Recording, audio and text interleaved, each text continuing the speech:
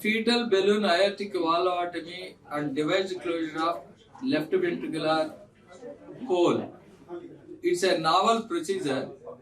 Whenever baby is having a critical aortic stenosis in utero, what we do is we do thorough ultrasound evaluation and see the baby's position which is favorable.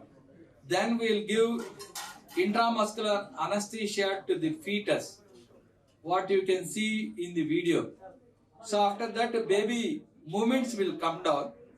Then we will assess the aortic wall by ultrasound examination. Then take a small needle as small as possible and puncture the baby's chest and left ventricle, that is a part of the heart, and introduce the balloon keeping the needle close to the blocked aortic wall, which you can see, that is the bicuspid blocked aortic wall where we are sending the balloon.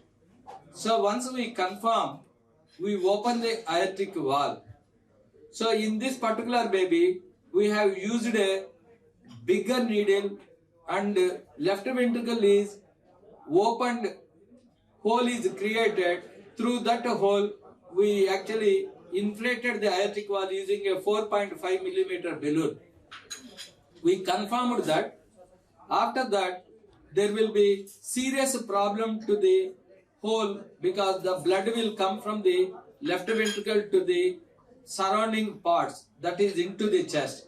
Therefore, we have to close the hole with a device. So in this particular case, the hole is closed with a device and completely normalized.